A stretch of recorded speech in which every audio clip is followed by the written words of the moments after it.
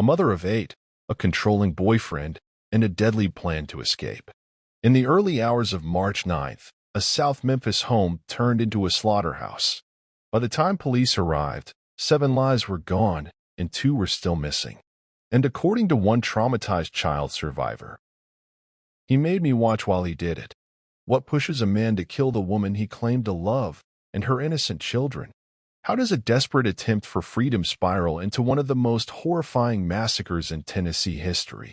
Behind closed doors, this family lived a nightmare hidden beneath forced smiles and quiet cries for help.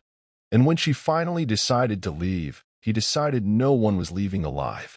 Before we unravel the shocking truth behind this case, like this video and subscribe for more cases where love, lies, and obsession collide with deadly consequences. Latricia Boone was known around her block in South Memphis for 2 things: her fierce love for her 8 children, and her sharp tongue that never backed down from anyone. She was 35, resilient, and raising her kids with a kind of strength that turned her Section 8 duplex into something sacred.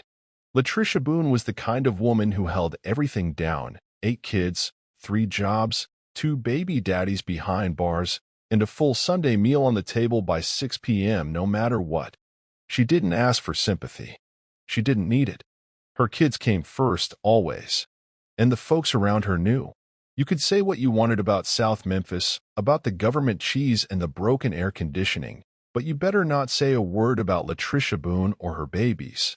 She had survived heartbreak, eviction notices, backstabbing friends, and crooked landlords. She had been burned by love before, lied to, cheated on, even left to figure out how to raise a newborn while her man disappeared with the rent money. But she carried all of that pain behind her eyes, never in her voice. In her world, excuses didn't put food on the table. Hustle did. But everything changed when she met Darnell "D'Lo" Vashon Triggs, a man whose obsession blurred the line between love and lethal control. Darnell was 38, fresh out on parole for aggravated assault, and the kind of man who knew exactly what to say to a woman who had carried too much for too long. He wasn't the best looking, but he had a magnetic confidence. That slick kind of charm that made you laugh and lower your guard without realizing it. Latricia met him on a Sunday afternoon at the laundromat, her arms full of school uniforms and bargain detergent, her youngest tugging at her jeans. He offered to help, paid for her dryer time, stuck around long enough to spark conversation. He told her he'd just gotten his life back on track after some bad choices, that he was flipping cars, making real money, and looking for a woman who was tired of struggling, someone he could build an empire with. To Latricia, it sounded like someone finally speaking her language. Someone offering more than empty promises and text messages from jail. He said he didn't want to take from her. He wanted to add to her. Within weeks, D'Lo was spending more nights at the duplex than he wasn't. And soon after, he moved in completely. He started picking the kids up from daycare, fixing things around the house, cooking breakfast some mornings. He even bought her daughter a pair of knockoff Jordans and told Latricia he saw her as wifey material. For a woman who'd spent years doing it all on her own, that kind of attention hit different. But behind the sweet gestures and smooth talk was a man with a different agenda. D'Lo's social media painted him as a street prophet turned businessman. Flashy captions about loyalty, betrayal, and boss moves, always paired with filtered selfies and stacks of what looked like cash. But it was all smoke. Darnell presented himself as a reformed man with ambition and street wisdom, but the real him stayed locked behind the doors of that house. Neighbors started noticing changes in Latricia. Her smile looked forced. She wasn't outside as much. The music stopped blasting from the porch. The vibe shifted. Her friends saw it too. The few who were close enough to speak on it quietly voiced concern, but Latricia, proud and private, brushed them off. "He good," she'd say, waving it away. "He just don't like drama." But drama seemed to follow him like a shadow. What began as passion turned parasitic. Darnell controlled everything from what Latricia wore to when she could leave the house. He even controlled who she talked to. He installed hidden cameras throughout the duplex, including one in the bathroom. He beat her when she protested, choked her when she resisted, and isolated her from family under the guise of protection. What once felt like love had mutated into surveillance and submission. She wasn't living anymore, she was surviving, one silent day at a time. In public, Latricia still smiled. Still held her head high when walking the kids to the corner store or yelling out the window for them to come in before dark. But behind that smile were bruises carefully hidden beneath long sleeves and oversized hoodies, even in the Memphis heat. Her voice, once bold and commanding, grew quieter. Hesitant. The fire in her was dimming, but not dead. Because even in the pit of that controlled nightmare, Latricia was still a mother first. And when she realized she was pregnant again, with baby number 9, she knew something had to give. She didn't tell a soul. Not her kids. Not her friends. Not even her mother, who called once a week and begged her to come visit. The secret grew quietly inside her, like a second heartbeat of panic. Darnell was thrilled when he found out. He acted like it was a gift from the universe. A permanent tie. A family of his own. He rubbed her belly with a warped kind of pride, whispering how no other man would ever have what he had. But for Latricia, the pregnancy felt like a trap. Another life brought into chaos. Another soul caught in his web. And she couldn't let that happen. Not again. That's when she started planning. It started small. A few dollars here and there from grocery money, stashed in a Ziploc bag and taped under the sink, behind the pipe where even Darnell wouldn't think to look. She timed it perfectly only when he was out or too high to notice. She reconnected with Tavion's father, her youngest son's dad, who had recently gotten out of prison. They hadn't spoken much over the years, but he was one of the few people who'd never hurt her. When she told him she was scared, that her kids were in danger, he didn't hesitate. He promised her a ride. Said he'd be there when she was ready. All she had to do was call. Latricia started preparing like a soldier in a silent war. She packed bags for each child and hid them in the basement of a neighbor she trusted. No questions asked. She bought a burner phone from a gas station 2 neighborhoods over. She erased call logs, cleared texts, and kept the phone wrapped in aluminum foil in the back of the kitchen cabinet behind old cans of beans. Her plan was airtight. She would leave in the dead of night. All 8 kids, Kinas, Journey, Zaria, Trayvon, Markel, Latricia, Zian, and little Tavion, would be gone before sunrise. She even had snacks packed so they wouldn't cry from hunger on the ride. But Darnell wasn't stupid. He had started noticing things. How Latricia jumped every time her real phone buzzed. How she double-checked the locks. How she moved with this quiet urgency that felt different, suspicious. He didn't say anything at first. Just watched. Waited. Until one day, when she forgot to lock the bathroom door, he found the burner phone. A single message lit up the screen. "I'll be there at 2 a.m. Be ready." It was from Tavion's father. That was all it took. Something in him unraveled. All the control he thought he had, the power, the illusion that she was his forever, it slipped right through his fingers. And Darnell Triggs didn't know how to let go. He only knew how to destroy. That night, he didn't confront her. Didn't yell. Didn't hit her. He played it cool. Kissed her cheek. Asked her what she wanted for dinner. But behind his eyes was a storm waiting to be unleashed. Latricia thought she had one more day. Just one more night to hold her babies tight and get them out. But Darnell had already decided. If he couldn't have her, no one would. March 9th, 2022. 3:43 in the morning. Most of South Memphis was asleep, curled up under heavy blankets, trying to dream through the usual sounds of sirens and stray dogs barking.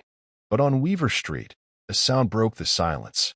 Not the sharp pop of gunfire, but something raw, something wet, something human. Neighbors later said they thought it was firecrackers or maybe a fight.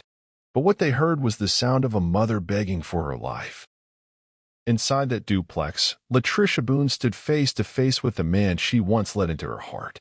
Darnell D-Lo Triggs. The man who had promised to love her, protect her, build a life with her. But that night, there was no love left in him. Just rage, betrayal, and the burning belief that if he couldn't control her, he would end her. She woke up to him standing over her, phone in hand. Her burner phone. That one text, "I'll be there at 2 a.m." was enough to set him off, but it was more than that. He felt played. lied to. And men like Darnell don't take betrayal lightly. He waited until the kids were asleep, until the street outside was dead quiet. And then he confronted her. The argument started in a whisper. Accusations. Denials. Latricia tried to keep her voice low, to protect the kids sleeping in the next room. But Darnell wasn't interested in keeping quiet. He called her a whore, a liar, said she was trying to take his baby away. Latricia, always strong, stood her ground. Told him she wasn't scared. Told him it was over. That she was leaving, and there was nothing he could do about it. That's when he snapped. He punched her first. Hard. Then again. And again. She screamed, loud enough for neighbors to hear, but not loud enough to save her. He dragged her into the kitchen, slammed her head against the counter. She fought back, scratched his face, bit his arm, anything to survive. But Darnell wasn't in the mood to let her walk away. He shattered both of her hands with a hammer, one by one, then slit her throat from ear to ear and watched her bleed out across the linoleum. She died fighting, died protecting, died knowing her babies were in danger. But it didn't stop there. In the next room, the children were waking up, confused, terrified. Zaria, just 16, tried to call for help.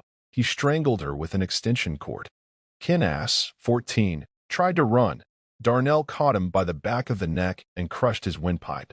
Latricia was only 8. She died with her stuffed bear still in her arms. Tavion, just 2 years old, never even got out of his crib. Darnell beat him to death with a flashlight, his tiny skull fractured in 3 places. The walls were painted with blood. The screams had turned to silence. But somehow, Trayvon and Markel survived. The 2 boys, 9 and 11, had hidden in a closet, clutching each other, smeared in their siblings' blood. They watched through the crack in the door as Darnell moved from room to room like a demon unleashed. They didn't scream, didn't cry, just held their breath and prayed he wouldn't hear them. And by some miracle, he didn't. But Journey, 12, and Zian, 6, were gone. By the time police entered the home at 3:50 a.m. after a frantic 911 call from the neighbors, the scene was pure horror. The kind of evil you can feel in your bones. The house reeked of copper and something worse, betrayal. Latricia's body was cold. The floor was slick with blood. Officers had to step over toys, over shoes, over childhood, just to make their way through it. Trayvon and Markel were found in the closet, bloodied and trembling. One of them whispered, "He made me watch." That's all he could say. Outside, the world was still turning. Sirens echoed down the block. Neighbors gathered, stunned and silent.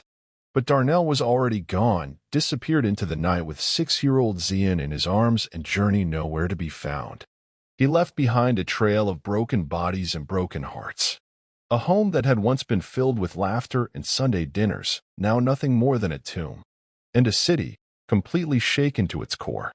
The city of Memphis didn't sleep for 2 days. The news of the Boone family massacre spread like wildfire. Every phone lit up with the same headline: Mother of 8 murdered in South Memphis slaughter.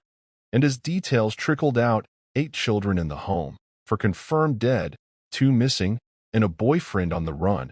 It was no longer just a tragedy. It was a manhunt.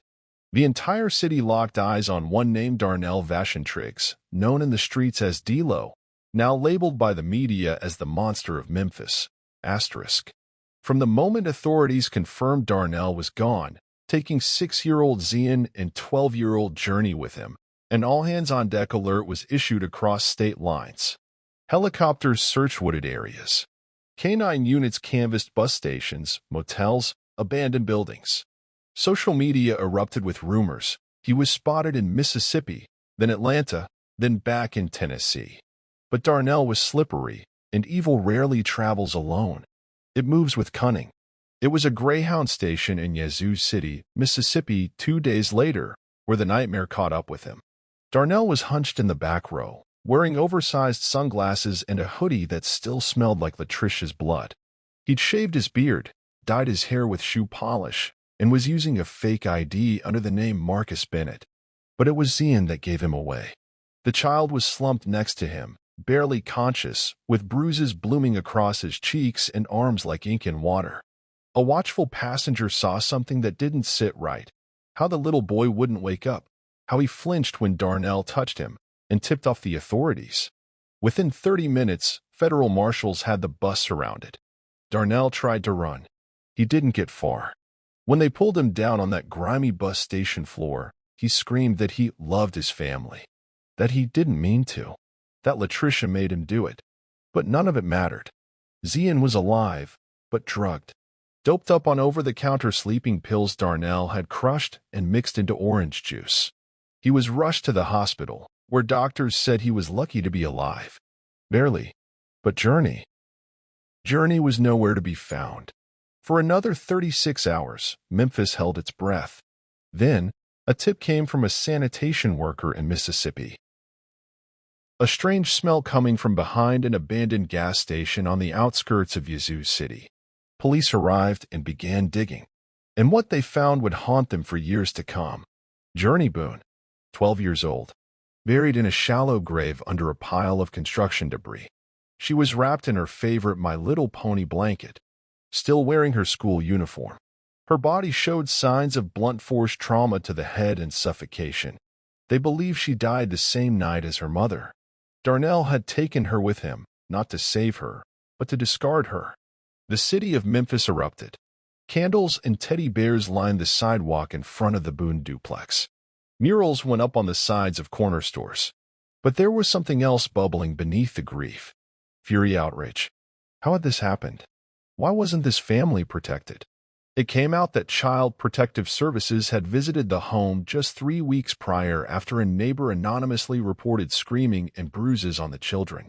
But the report was closed with no signs of immediate danger. No follow-up. No deeper investigation. Community activists demanded accountability. Press conferences turned into shouting matches. Mothers held up pictures of their own children and screamed into microphones, "If it can happen to Latricia, it can happen to any of us."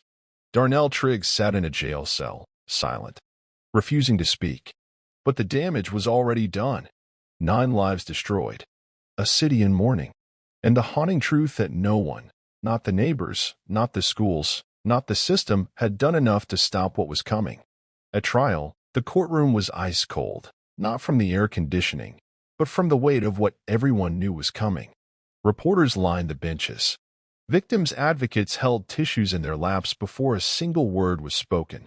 And when Darnell Triggs finally entered, flanked by deputies, shackled at the wrists and ankles, he wore a smirk and a hoodie that said, "Real love hurt."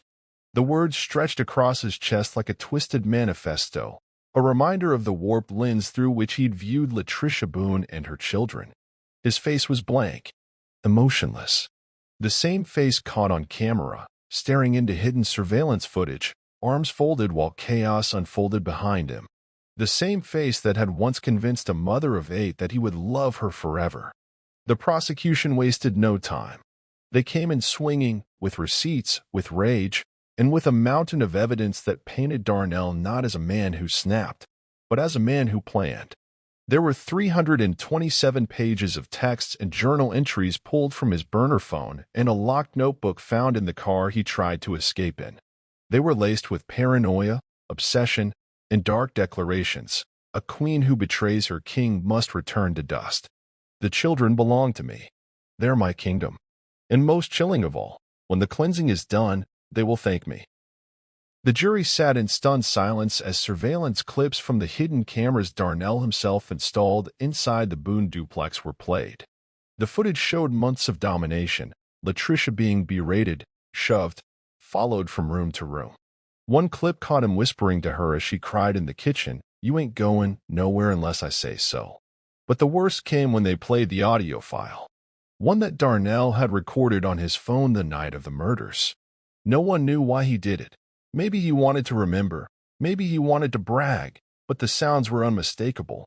Screams, thuds, children's cries.